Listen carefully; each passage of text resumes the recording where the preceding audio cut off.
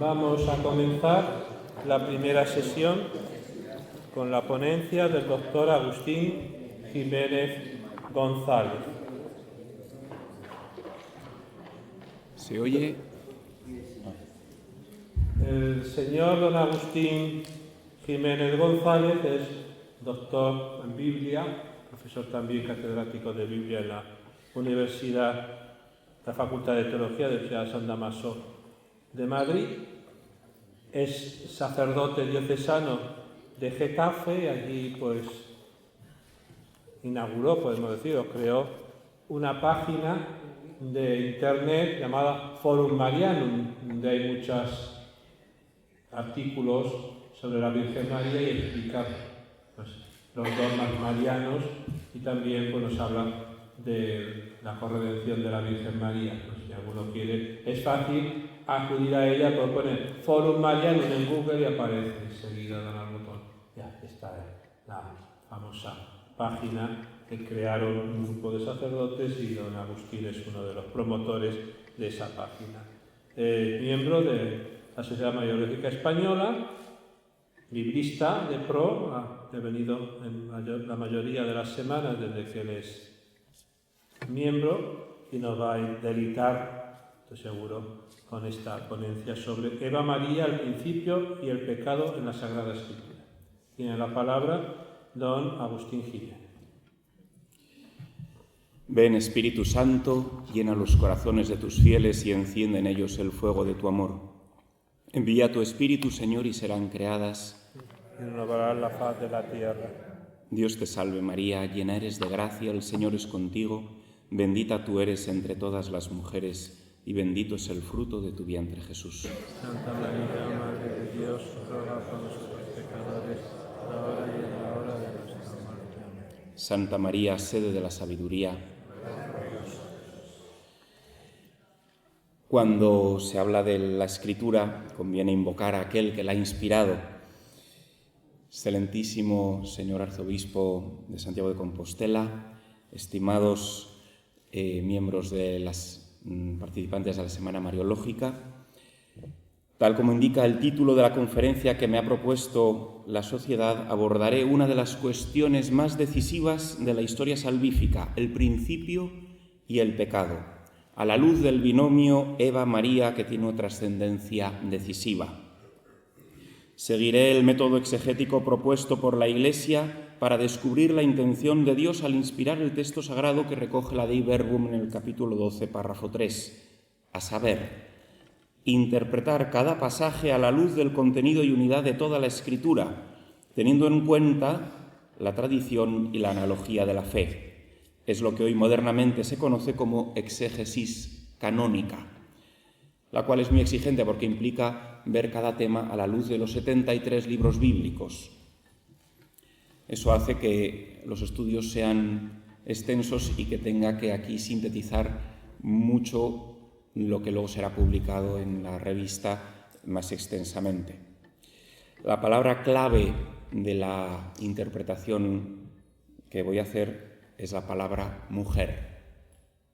Isha en hebreo, Ginné en griego, que son los dos idiomas principales de la Biblia. Es el primer rasgo que tienen en común Eva y María. Ambas son mujeres, ambas son principio de una nueva humanidad y ambas tienen una relación única con el pecado, pero de signo contrario. Esta ponencia tendrá fundamentalmente dos partes. La primera parte centrada en el Génesis, en el principio y la caída y el pecado y la promesa de salvación inherente, y una segunda parte, la respuesta del Nuevo Testamento a los enigmas planteados en el Génesis. La segunda parte, prácticamente tendré que saltarme la exégesis de dos capítulos y me centraré solo en el último, porque si no, no nos da tiempo a llegar a la Eucaristía. 1. Al principio Dios hizo el bien y el hombre eligió el mal. Los primeros seres humanos, Adán y Eva, eligieron libremente apartarse de Dios. Ahora bien, fueron engañados y por lo tanto no fueron plenamente responsables de su acción. Por eso su acción tuvo consecuencias, pero no definitivamente trágicas. Antes del pecado, solo beneficios. La caída de Adán y Eva se narra en Génesis 3. Habían recibido de Dios innumerables beneficios, fruto de su benevolencia para con ellos, que simplemente enumeró rapidísimamente. Dios los creó a su imagen, los modeló con sus manos, sopló sobre ellos su aliento, plantó para ellos un jardín con maravillosas fuentes, les dio el alimento, les dio los animales, les dio la libertad moral, les enseñó dónde estaba la vida, dónde estaba la plenitud. Y un análisis de estos pasajes nos muestran que no reciben de Dios sino inmensos beneficios, que debían anclar en ellos una verdad absoluta e irrefutable. Dios es bueno, infinitamente bueno, y nos ama. No merecemos nada de esto porque no hemos hecho nada para merecerlo, lo recibimos gratuitamente, somos unos afortunados, todo lo recibimos de Dios. Segundo punto de esta primera parte, el engaño, la desconfianza y la caída. Llegará el momento de poner la libertad en juego. Aparece la prueba con un ser que no conocen, la serpiente, que representa al diablo, como indica el capítulo 2 de Sabiduría, y que logra lo que parecía imposible, que Eva y con ella Adán duden de la bondad de Dios, desconfíen de Él. Esta es la esencia del pecado original. El pecado no fue querer ser como Dios, pues el primero que lo deseaba es Dios mismo, que nos crea a su imagen. Nos creó para ser como Él. Ni mucho menos el pecado fue comer una manzana inexistente en el texto, por mucho que se repita. La serpiente, Génesis 3, versículo 4, replicó a la mujer: No moriréis. Es que Dios sabe que el día en que comáis de él se os abrirán los ojos y seréis como Dios en el conocimiento del bien y del mal. El pecado fue fiarse de un extraño que no les había dado ningún motivo para pensar que quería su bien. El pecado fue aceptar la mentira más injusta, más increíble, más irracional y más trágica que el ser humano puede imaginar, que Dios es su enemigo, que Dios no es bueno y que no le ama. El pecado se da cuando en el alma de Eva aparece la sospecha sobre la bondad de Dios. Era una sospecha que no podía entrar, no tenía ningún derecho a hacerlo, ningún motivo. La infinidad de dones recibidos de Dios era un cúmulo ingente de razones para tirar por tierra la hipótesis de la serpiente, que podemos sintetizar como si dijese: Dios no os deja pecar porque sabe que cuando pequéis, en vez de morir, seréis como Él. Frente a la tentación de desconfiar de Dios, Eva debería haber puesto en la balanza los motivos para hacerlo. Ninguno. Pero no se paró a pensar y se dejó atrapar por la mentira del pecado. ¿Qué sucede cuando Eva peca? Que deja de prestar su confianza a Dios y se la da al diablo, al enemigo. Trágico. ¿Por qué es trágico? Porque uno pertenece a aquel a quien le da su confianza. Es así. Tú le das tu amor a aquel en quien confías. Le das lo que más valoras al que le das tu confianza. Tu corazón pertenece a aquel del que te fías. El alma de Eva estaba unida a Dios porque le amaba y confiaba en Él. Esa comunión entre ambos es la que llenaba de vida a Eva y hacía que, a pesar de ser criatura, pudiese no morir, unida a Dios, que es la vida. Así habría sido de no haber pecado, porque se habría mantenido esa comunión con Dios que habría ido creciendo hasta haber alcanzado la filiación divina perfecta y la divinización del ser humano, que es para lo que Dios nos crea, como dice la primera de Pedro.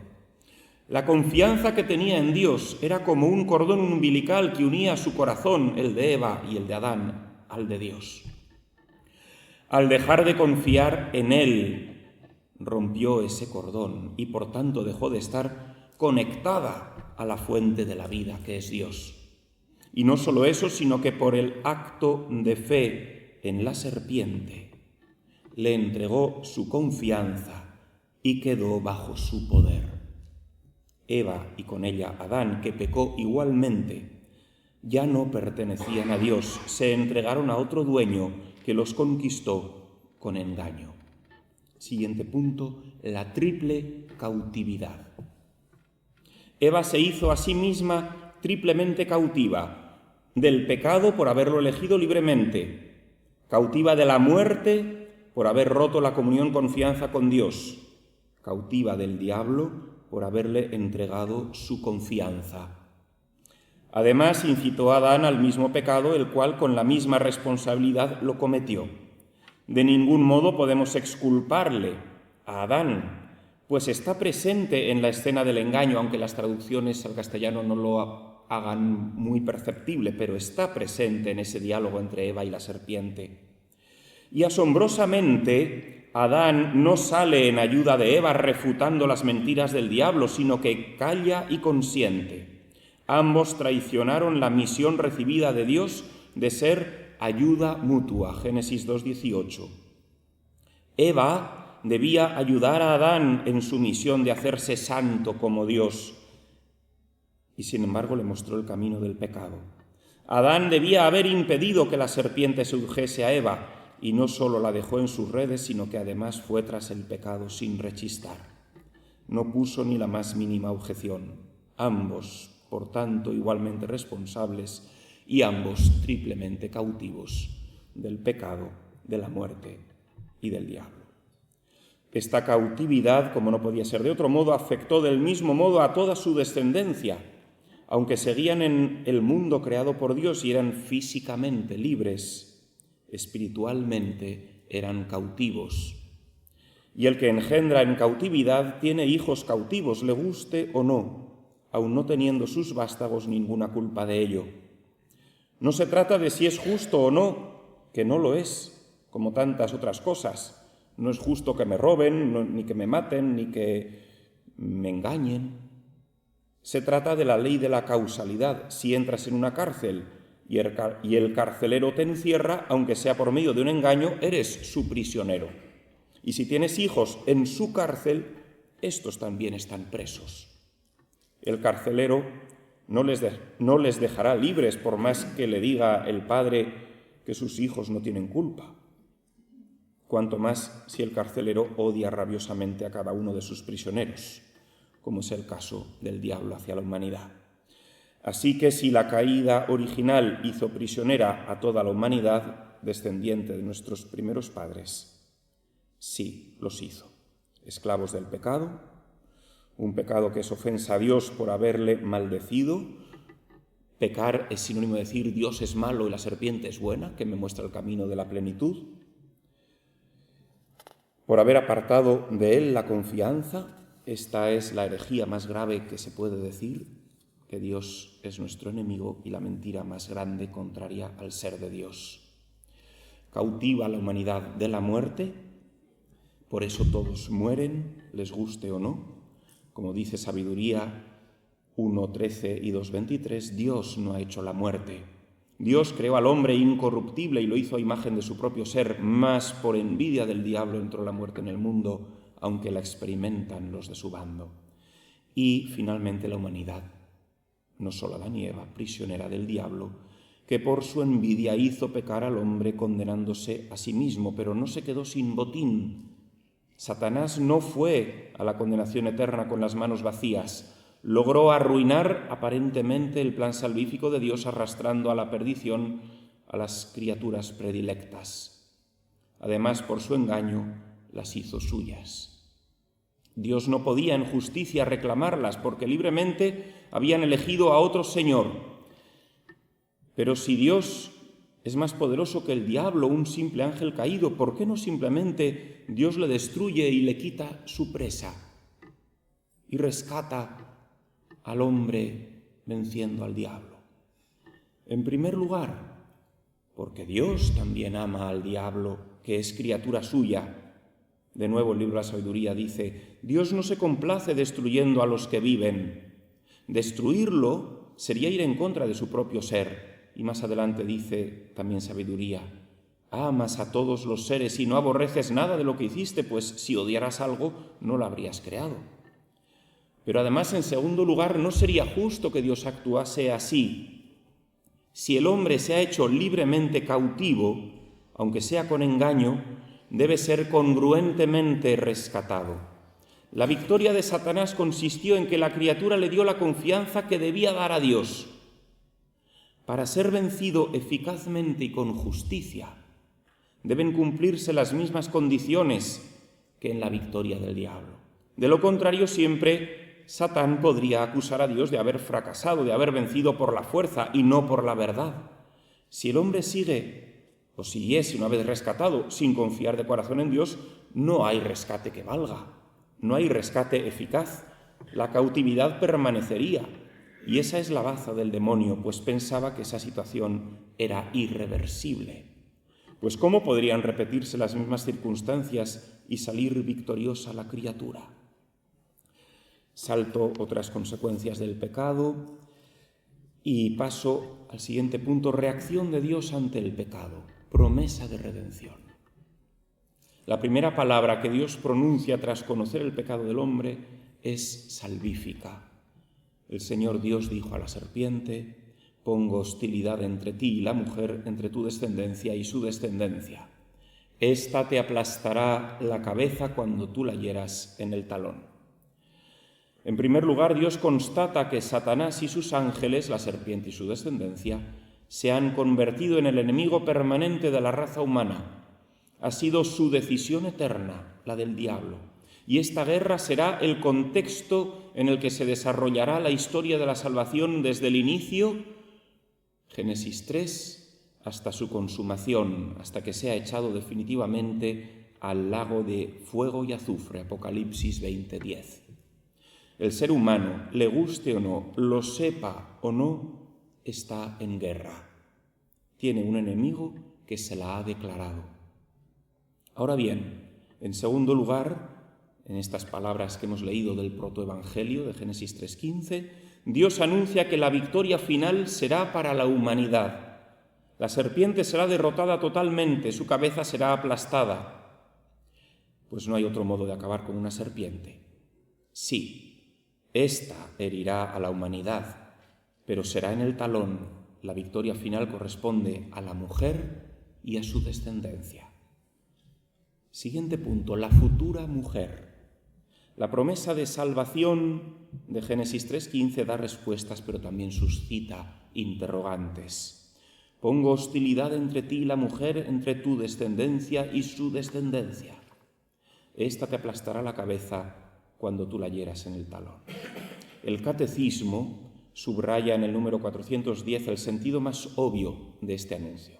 Cito: tras la caída, el hombre no fue abandonado por Dios. Al contrario, Dios lo llama y le anuncia de modo misterioso la victoria sobre el mal y el levantamiento de su caída. Este pasaje del Génesis ha sido llamado protoevangelio por ser el primer anuncio del Mesías Redentor, anuncio de un combate entre la serpiente y la mujer y de la victoria final de un descendiente de ésta. Fin de la cita. La Iglesia, desde el principio, a la luz del misterio pascual, ha interpretado que ese Mesías Redentor es Jesús y la mujer que lucha con la serpiente es María. Cito otro número del Catecismo. Numerosos padres y doctores de la Iglesia ven en la mujer anunciada en el protoevangelio la Madre de Cristo, María, como nueva Eva. Fin de la cita.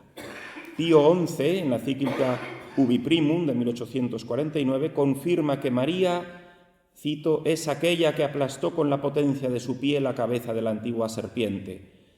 Y San Pío X dice, al ver a María aplastar la cabeza de la serpiente, Adán contiene las lágrimas que la maldición arrancaba a su corazón. Y Pío XII dice, desde el siglo II, María Virgen es presentada por los santos padres como nueva Eva estrechamente unida al nuevo Adán, si bien sujeta a él. en aquella lucha contra el enemigo infernal que, como fue preanunciado en el protoevangelio, habría terminado con la plenísima victoria sobre el pecado y sobre la muerte, siempre unidos en los escritos del apóstol de las gentes. Fin de la cita. Salto una reflexión sobre la descendencia. La descendencia aparece la mujer, y la descendencia de la mujer como los que están en enemistad con el diablo y su descendencia. Y lo último, sobre este pasaje de la descendencia, digo, en la lucha frente a Satanás, según el orden del texto bíblico, el descendiente, el Mesías, aparece subordinado con respecto a la mujer. Ella está al frente de esta lucha como capitana de la humanidad, ya que está emparejada, en el paralelismo del texto bíblico, con la serpiente misma, con el jefe de los demonios. Sus linajes están enfrentados entre sí, pero en segundo lugar, la enemistad primera está entre las dos cabezas de familia, entre la mujer y Satanás, lo cual apunta a un papel singular de María precisamente en ese combate. Alude a una lucha que solo ella podrá librar para que la profecía se cumpla. Siguiente punto de esta primera parte, relación entre ambos, entre la mujer y su descendencia. El texto presenta una profunda relación entre la mujer y su linaje. Ambos están embarcados en la misma guerra. No lucha la mujer contra la serpiente por un lado y su linaje contra el de Satanás por otro. En este combate están unidos. No son dos guerras diversas, es la misma enemistad. La mujer y su Mesías están unidos en la hostilidad con el mundo diabólico. Esta relación se manifiesta con el clásico recurso literario hebreo del paralelismo, utilizado cuando se quiere indicar la misma idea dos veces. Pondré enemistad entre ti y entre la mujer, pondré enemistad entre tu descendencia y entre su descendencia. El paralelismo hebreo con frecuencia es sinonímico. La estructura literaria apunta a una unidad especial y subraya el fuerte nexo de unión entre los dos, entre la mujer y el Mesías, entre Jesús y María, que tienden a identificarse, a ser uno en la batalla contra Satanás y sus demonios. Esta unión entre Cristo y la Virgen es clave para comprender bíblicamente su lucha contra las tinieblas. No lucha cada uno por separado en dos guerras distintas, combaten unidos con un mismo corazón frente al enemigo común. Último punto de esta sección, ¿quién aplastará la cabeza? Después del paralelismo señalado viene la frase principal que anuncia la victoria. Te aplastará la cabeza, le dice Dios a la serpiente. Se trata de una derrota de la serpiente total, pero ¿quién lo hará? El texto señala un pronombre que remite a un sustantivo previamente mencionado. Ahora bien, la frase varía ligeramente según qué versión antigua leamos.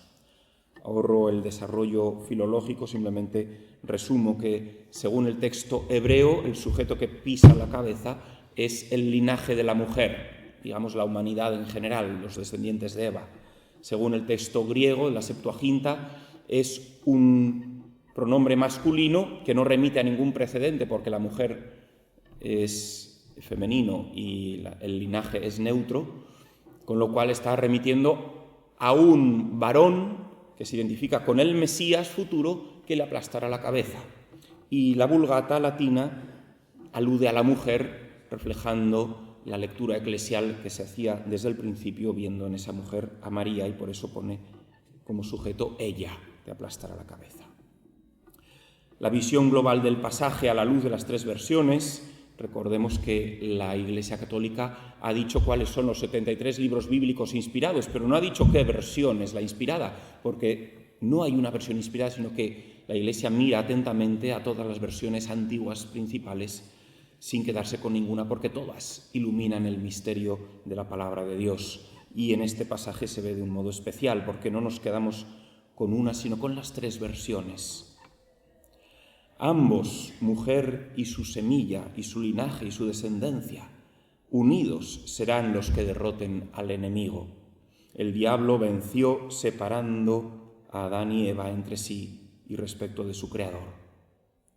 La mujer y su hijo vencerán unidos, no separados, unidos entre sí y con el Padre Creador. Jesús y María aplastan juntos la cabeza de Satanás. Y pasamos a la segunda parte de la conferencia, la respuesta que da el Nuevo Testamento y especialmente el Corpus Joánico a la pregunta sobre la mujer que ya hemos respondido. ¿Quién es esa mujer? Esa mujer es María. A la hora de hacer una interpretación global de la Escritura, una interpretación canónica, como decía al principio, hay libros de mayor importancia dentro del canon bíblico. No son los mismos, no tiene la misma importancia un libro que otro, igual que en un cuerpo humano no tiene el mismo valor el corazón que el cerebro o que la rodilla o el pie. En el corpus bíblico hay libros con especial peso. El Génesis, por ser el primero, tiene un peso esencial. Los evangelios, por testimoniar el núcleo del corazón de la revelación, la vida de Cristo, tienen un valor especial. Dentro de los evangelios, San Juan tiene también un peso específico. Y el Apocalipsis, por ser el último de los libros bíblicos, tiene también un peso único. Hemos visto ya el Génesis, vamos ahora a ver el Evangelio de Juan muy por encima y el Apocalipsis un poco más despacio. El Evangelio de Juan tiene dos pasajes fundamentales donde el mismo Cristo nos responde, muchas veces sin darnos cuenta, espero que a partir de hoy ya nos demos cuenta, a la pregunta de ¿quién es esa mujer que aplastará la cabeza de la serpiente? Es una pregunta que cualquier lector de la Biblia, imaginemos que no sabe nada de lo que ha pasado y empieza a leer el Antiguo Testamento, desde el principio está preguntándose ¿cuándo se va a cumplir esta profecía? ¿Cómo se va a cumplir? ¿Quién es esa mujer? No puedo detenerme ahora en mostrar cómo el libro de Judith responde de un modo muy hermoso y verdadero a esa pregunta, sino que pasamos directamente al Nuevo Testamento, pero sabiendo que esa pregunta está en la cabeza de cualquier lector bíblico. Lo hace Jesús en dos momentos del Evangelio de Juan, en las bodas de Caná y en la cruz, cuando se dirige a la Virgen María. En las bodas de Caná, Juan 2, dice, mujer, ¿qué a ti y a mí? Todavía no ha llegado mi hora.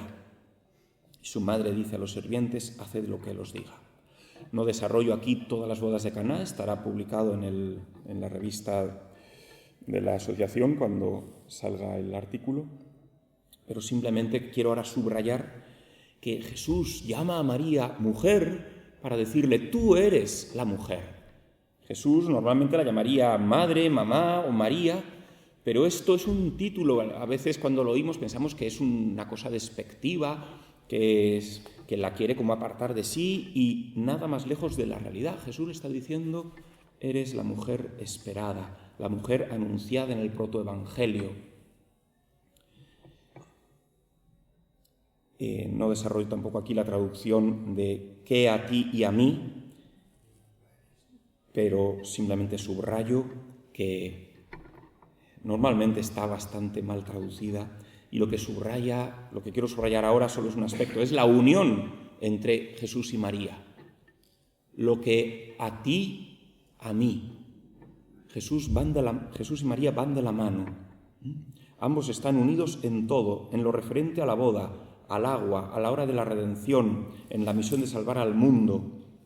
Y Jesús se presenta aquí como el descendiente de esa mujer que la toma como compañera en esa enemistad. Y salto al pie de la cruz, Juan 19, 26, donde de nuevo Jesús llama a María mujer, ginai en griego,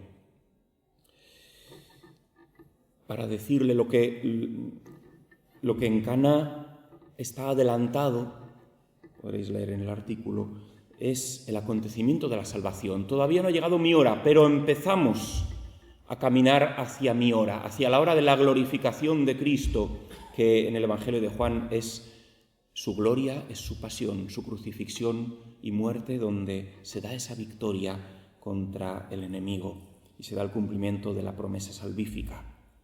En ese momento le dice: mujer, con el mismo significado, tú eres la mujer esperada. Y ahora sí ha llegado la hora. En este momento de la cruz se cumple Génesis 3:15, el protoevangelio. En este momento es aplastada la cabeza de la serpiente. En este momento tiene lugar la redención de la humanidad. Y en este momento yo te proclamo la mujer de la promesa de salvación. Y además queda convertida en madre de Juan, el discípulo amado, en madre de la Iglesia y en madre de la humanidad redimida. Todo esto muchísimo más desarrollado en el artículo. Ahora solo leo algunas frases escogidas. Ahí tienes a tu hijo, le dice Jesús. Como la primera Eva, María es fecunda, pero no engendra según la carne, sino por su misteriosa colaboración con Cristo al pie de la cruz, que le alcanza la maternidad espiritual sobre Juan, sobre la Iglesia y sobre la humanidad. Se manifiesta también como la compañera perfecta del nuevo Adán, que Eva había sido dada a Adán como compañera, como ayuda adecuada, pero no lo fue. María sí va a ser la ayuda adecuada de Jesucristo. Si el enemigo venció a Adán y Eva, solo podía ser vencido adecuada y congruentemente por un nuevo Adán al que estuviese unida una nueva Eva, en una acción semejante a la suya de fidelidad y obediencia. Por eso a Cristo no le faltó una compañera perfecta en la restauración del género humano, en su liberación de la triple cautividad y en su victoria sobre Satanás. María, como nueva Eva, coopera a la redención ofreciendo lo que solamente ella podía aportar: deshacer el nudo que Eva hizo atando a la humanidad al enemigo con una acción contraria a la suya. Había que vencer al enemigo con las mismas armas con que él había vencido. Había que recorrer el camino que Eva había recorrido, pero en sentido inverso, para devolver al género humano su libertad. Como el diablo venció a la Virgen Eva, debía ser vencido por otra Virgen, María. Y como la serpiente sedujo a una mujer sin pecado, debía ser subyugado por otra mujer inmaculada y sin pecado. Y como Satanás había esclavizado a una persona humana, debía ser aplastado por otra persona que solo fuese humana. Solo así la victoria sería totalmente congruente y justa, respetando las condiciones en que había llegado el cautiverio. Por eso convenía necesariamente, según el sapientísimo plan de Dios, que María actuase como nueva Eva en la redención, para que la victoria fuese justa, real, congruente y definitiva. Belcebú debía ser vencido no solo por Cristo, sino también por alguien perfecto en santidad, pero que solo fuese de naturaleza humana, como lo había sido Eva. Me salto el siguiente apartado, muy interesante, la función salvífica de María. Simplemente enuncio los epígrafes de Lumen Gentium 58, donde subraya que estuvo de pie, al pie de la cruz. Dice San Pío X al respecto: su misión, la de María, no fue solo darle a Cristo el cuerpo que debía ofrecer por nuestra redención, sino que su misión fue también guardar esa víctima, alimentarla y presentarla al altar en el día fijado. María está en pie al pie de la cruz ofreciendo como en nombre de todos los sacerdotes a Cristo en la cruz. Otra frase de Lumen Gentium 58, María daba amorosamente su consentimiento a la inmolación de su Hijo como víctima. Se unió a su sacrificio con corazón de madre. Sufrió intensamente con su Hijo. Unida íntimamente a él, a su sufrimiento salvífico, colaboró directamente en la redención, como señala San Pío X. Cito: la consecuencia de esta comunión de dolores y de voluntad entre María y Jesús es que María mereció ser reparadora dignísima del orbe perdido. Reparatrix perditi orbis dignissime. Y me salto todo lo que queda de este pasaje para centrarme en el último y quizá más novedoso e interesante, que es el de Apocalipsis 12. La mujer del Apocalipsis. En el centro de este libro hay un pasaje decisivo en el que se mencionan los mismos personajes que en Génesis 3, la mujer, su descendencia y la serpiente. El contexto previo.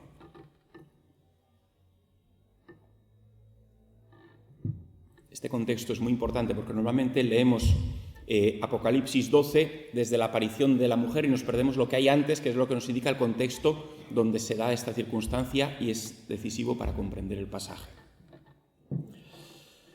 Todo sucede en el contexto del séptimo ángel que toca su trompeta al abrirse el séptimo sello del libro cuyo contenido solo puede abrir, leer y explicar el Cordero degollado, es decir, Cristo muerto y resucitado. 7 es el número de la plenitud, por lo que cabe esperar que en la séptima trompeta del séptimo sello se manifieste la plenitud de la plenitud. Y lo presenta Cristo resucitado, muerto y resucitado, degollado. Leo rápidamente el pasaje, Apocalipsis 11, del 15 al 19. Y el séptimo ángel tocó la trompeta y hubo grandes voces en el cielo. ¿Qué dicen las voces del cielo? El reino del mundo ha pasado a nuestro Señor y a su Cristo, y reinará por los siglos de los siglos. Y los 24 ancianos también caen en tierra y dicen: gracias te damos, Señor Dios omnipotente, el que eres y el que eras, porque has asumido tu gran poder para establecer tu reinado. Se encolerizaron las gentes, llegó tu cólera, y el tiempo de que sean juzgados los muertos, y de dar el galardón a tus siervos los profetas, y a los santos y a los que temen tu nombre, y a los pequeños y a los grandes, y de arruinar a los que arruinaron la tierra. Después de estas exclamaciones del cielo, se abrió en el cielo el santuario de Dios, y apareció en su santuario el arca de su alianza, y hubo relámpagos y voces y truenos y una fuerte granizada. Fin de la cita del Apocalipsis. Vemos que el cielo está celebrando algo grande, porque el reino del mundo ha cambiado de manos, es lo que dicen. No dice explícitamente a quién pertenecía, pero sí quién es el nuevo dueño, Dios y su Mesías. Todo apunta a que se trata de lo que sucede en el misterio pascual, aclamado por todo el Nuevo Testamento como la plenitud de los tiempos, muy acorde con la séptima trompeta del séptimo sello. ¿Qué más plenitud hay que la pasión, muerte y resurrección de nuestro Señor Jesucristo? Precisamente es ahí donde se arrebata el poder sobre este mundo a Satanás y se le da a Cristo, el Redentor, que ha traído el reino de los cielos a la tierra. Ese es el núcleo de la predicación de Jesús en los Evangelios. El reino de Dios ha llegado a vosotros.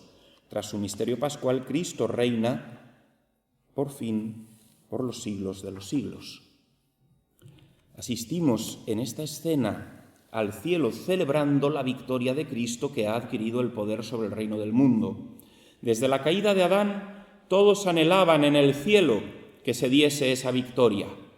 Ahora Dios ha dicho basta y en la muerte de Jesús llegó el tiempo de juzgar a los muertos. ¿Qué muertos son los de Apocalipsis 11? Los que Jesús encontró en el Seol. Todos los que estaban encerrados en la muerte desde Adán. Apocalipsis señala aquí lo que sucedió en el descenso a los infiernos de Cristo. Y este juicio que menciona, según dice el texto, tuvo dos posibles veredictos: dar el premio y galardón a los siervos de Dios, a los justos, entre los que sobresalen los profetas, Isaías, Jeremías, Natán, los santos del Antiguo Testamento, Abraham, José, Moisés, los que han temido a Dios, es decir, a todos aquellos difuntos que esperaban la redención y alcanzar el cielo, la comunión con Dios, fuesen pequeños o grandes. Y el otro veredicto, arruinar a los que arruinaron la tierra, es decir, confirmar la condenación de todos los malvados que murieron antes de Cristo y que recibieron su juicio al bajar Cristo al Seol. Siguiente punto, el cielo se abre. A continuación se abrió el cielo. Se va a mostrar lo que sucedió en él durante el misterio pascual. Esta es la interpretación que ofrezco, que Apocalipsis 12 narra teológicamente lo que sucede en el misterio pascual, pero visto no desde la tierra, no desde el Calvario, sino desde el cielo. Por un lado se ve el arca de la alianza, no la del templo de Jerusalén, sino la verdadera, la que sirvió de modelo a Moisés para construir la de la tierra. Es la del santuario de verdad, al que llegó Jesús como sumo sacerdote verdadero tras su muerte, como indica la carta a los Hebreos. Se trata del arca de la alianza nueva y eterna que Dios ha hecho con los hombres por la sangre de Cristo en la cruz, la alianza por la cual los hombres se han reconciliado con Dios y tienen acceso al Padre, la alianza que se actualiza en cada Eucaristía. Por otro lado, aparecen relámpagos y voces y truenos y una fuerte granizada, signo de que una gran turbación está preparándose, provocada precisamente por la instauración de esta nueva alianza redentora. Es en este contexto donde aparece, en continuidad con lo anterior, la escena culmen. Cito Apocalipsis 12.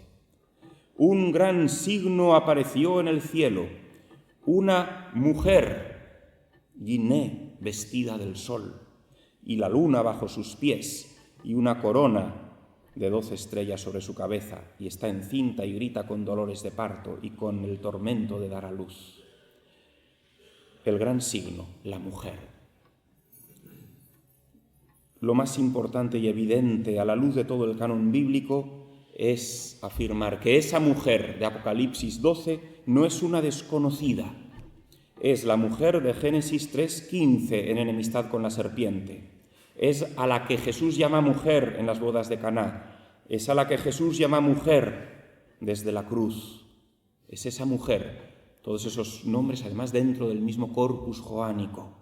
Es la nueva Eva que, unida al nuevo Adán, colabora decisivamente en la redención del mundo. Dice el texto primero que ella es el gran signo, es decir, el gran milagro de Dios, pues signo, semellón, es la palabra usada siempre en el Evangelio de Juan para designar milagro.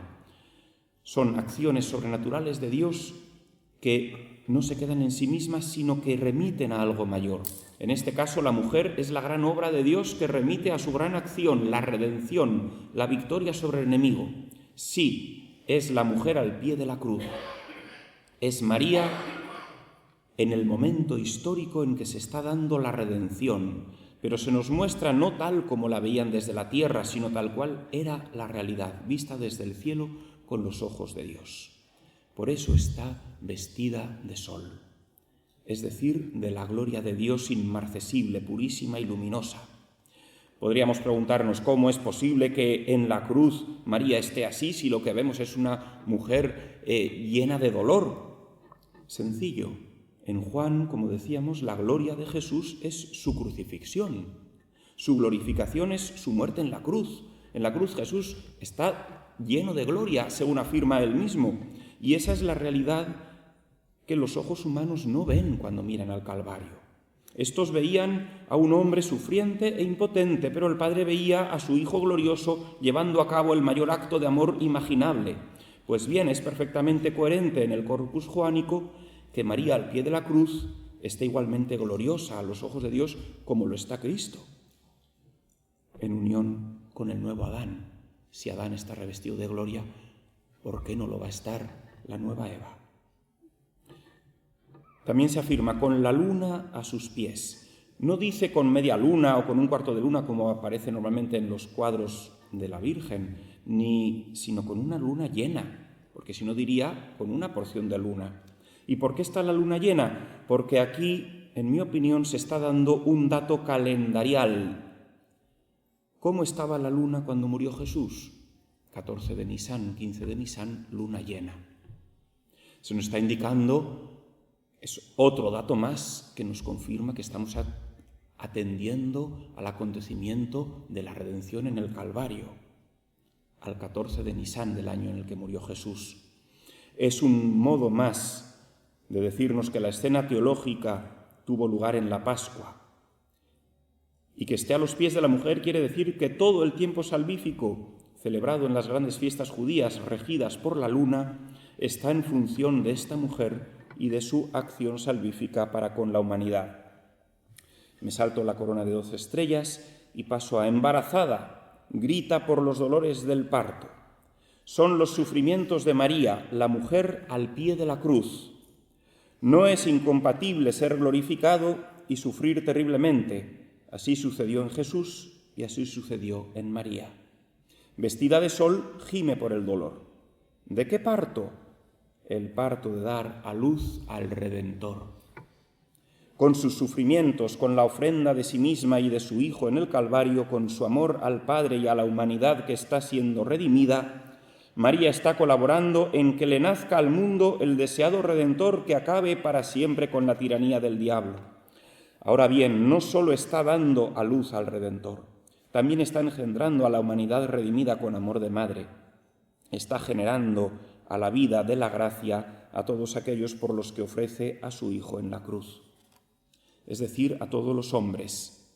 Como nueva Eva, se está convirtiendo en madre espiritual de los vivientes. Siguiente punto, el antisigno, el enemigo. La confirmación definitiva de que esta mujer se identifica con la de Génesis 3:15 es la aparición del otro protagonista del protoevangelio, el llamado como otro signo, un signo contrario al de la mujer, el antisigno, el signo opuesto. Apareció otro signo en el cielo, un gran dragón rojo que tiene 7 cabezas y 10 cuernos y sobre sus cabezas 7 diademas, y su cola arrastra la tercera parte de las estrellas del cielo y las arrojó sobre la tierra. El dragón se puso en pie ante la mujer que iba a dar a luz, para devorar a su hijo cuando lo diera a luz. Su hijo, su descendiente, su semilla. Este gran dragón rojo aparece en el cielo, en el ámbito celeste, el propio de los ángeles. El término dracon designa a las fuerzas del mal desplegadas ahora en toda su potencia, pues tiene 7 cabezas, plenitud, con 10 cuernos, fuerza, poder destructivo y con 7 diademas o coronas. Quizá las coronas indiquen que, al menos hasta ese momento, la gran serpiente es la que ha reinado en el mundo, teniéndolo cautivo bajo su poder, bajo la corrupción, el pecado y la muerte. El despliegue del poder satánico durante la pasión de Jesús es evidente y está señalado en los evangelios. El propio Jesús, al ser prendido en el huerto de los olivos, dice a los esbirros: «Esta es vuestra hora, la del poder de las tinieblas». Por tanto, los datos de la escena siguen encajando con la interpretación de que estamos ante la representación teológica del misterio pascual. El dragón rojo realiza 2 acciones. Primera, arrastró 1/3 de las estrellas del cielo a la tierra. La mayoría de los comentaristas identifican estas estrellas con ángeles caídos, los demonios que siguen a Satanás. Segunda acción, se puso en pie ante la mujer que iba a dar a luz para devorar a su hijo cuando naciese. El hijo que va a ser dado a luz por María en el Calvario es el Redentor, Cristo crucificado, que, en cuanto expire, morirá a esta vida terrena y nacerá a la vida hasta ese momento del Seol. El diablo, como señor y dueño de la muerte, del Seol, espera este momento para encarcelar el alma humana de Jesús en cuanto muera en el reino de la muerte. La iconografía con frecuencia representa a los difuntos como engullidos por una inmensa serpiente que al morir Jesús abre también sus fauces para engullirlo cuando éste desciende al Seol, pero no logrará retenerlo. Siguiente punto, vencido y expulsado.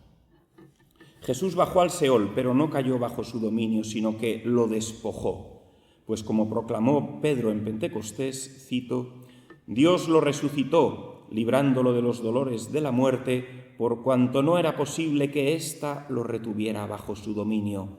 Fin de la cita. Por eso el dragón rojo no pudo capturar al varón recién nacido, pues fue arrebatado junto a Dios y junto a su trono. El recién nacido como redentor es descrito con los rasgos mesiánicos. Cito: «El que ha de pastorear a todas las naciones con vara de hierro». En efecto, es ahora cuando Jesús ha asumido el gran poder, al convertirse en redentor de todas las naciones para gobernarlas como Mesías salvífico. La mujer, con sus dolores, su fe y su entrega, ha parido al Redentor del mundo. Una vez que lo ha dado a luz, se pone a salvo la mujer en el desierto y allí es cuidada por Dios. La consecuencia de la muerte redentora de Cristo esa que nadie en la tierra vio mirando a la cruz, se nos revela a continuación en los versículos 7 al 12 de Apocalipsis. Hubo un combate en el cielo. Miguel y sus ángeles combatieron contra el dragón, y el dragón combatió, él y sus ángeles, y no prevaleció, y no quedó lugar para ellos en el cielo. Y fue precipitado el gran dragón, la serpiente antigua, el llamado Diablo y Satanás, el que engaña al mundo entero. Fue precipitado a la tierra, y sus ángeles fueron precipitados con él. Y oí una gran voz en el cielo que decía: ahora se ha establecido la salvación y el poder y el reinado de nuestro Dios y la potestad de su Cristo, porque fue precipitado el acusador de nuestros hermanos, el que los acusaba ante nuestro Dios día y noche. Ellos lo vencieron en virtud de la sangre del Cordero y de la palabra del testimonio que habían dado, y no amaron tanto su vida que temieran la muerte. Por eso estad alegres, cielos, y los que habitáis en ellos. Fin de la cita. Ahora, cuando Cristo muere y desde los infiernos asciende victorioso al cielo, ahora ha tenido lugar la salvación de nuestro Dios, gritan en el cielo. ¿Cuándo sucede eso sino en el misterio pascual? El texto solo puede referirse a este momento de la historia de la salvación. Cuando Jesús muere, no solo desciende al Seol para liberar a los justos, sino que también va a prepararles sitio en la casa de su Padre en el cielo. Para que puedan entrar los justos del Antiguo Testamento en la casa del Padre, antes hay que echar de la casa del Padre del cielo a los que les impedían entrar, a sus antiguos dueños, Satanás y sus ángeles. Así, los ángeles de Dios son los encargados de luchar contra ellos en nombre de Cristo y vencerles. La ruina de Satanás era inevitable, estaba anunciada, pero no se logró sin esfuerzo, ni sin lucha, ni sin derramamiento de sangre. La sangre de Jesús.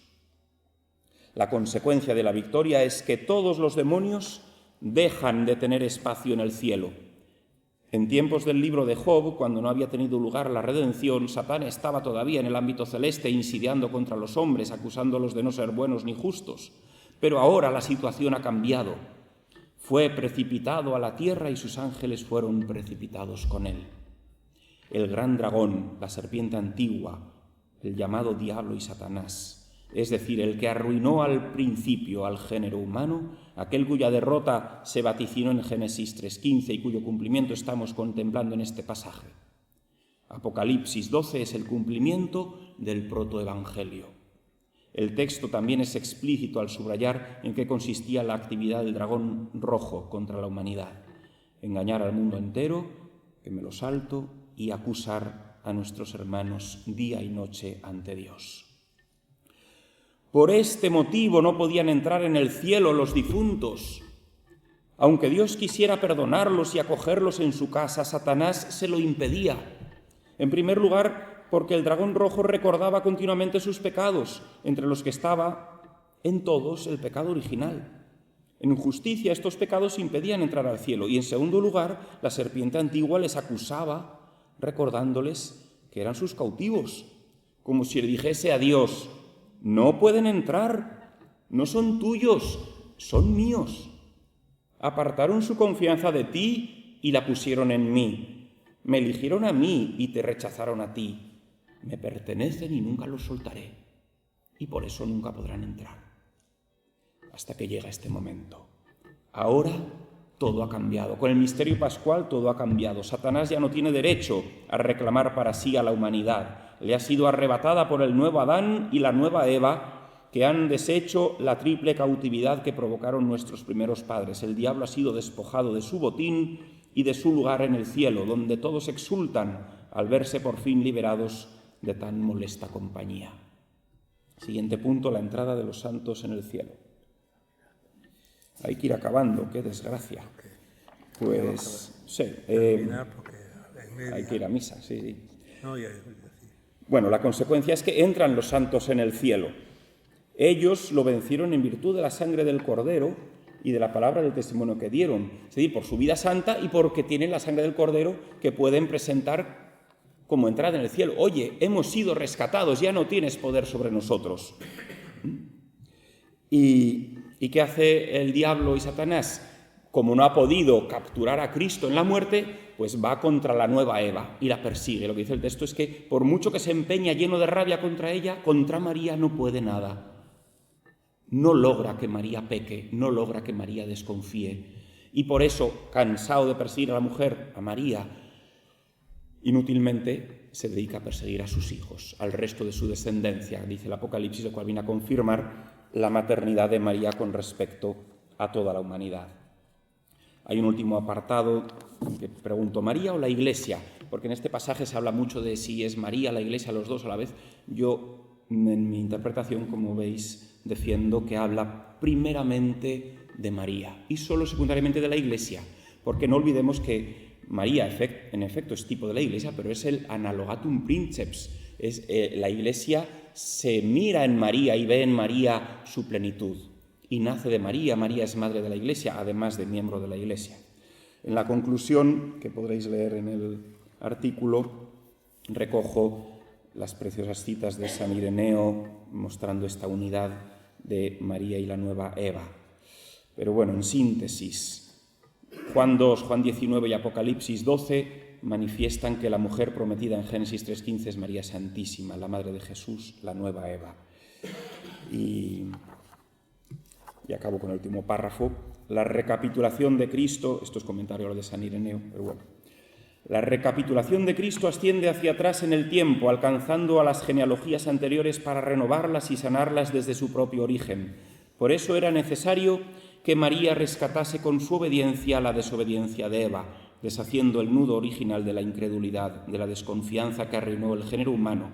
Por eso María es con toda propiedad causa de salvación para San Ireneo. La potencia del paralelismo Eva-María va más allá de una analogía, está dentro del plan de Dios. Eva era un boceto antropológico de la mujer. María es la restauración y el perfeccionamiento del proyecto inicial. Muchas gracias por su atención.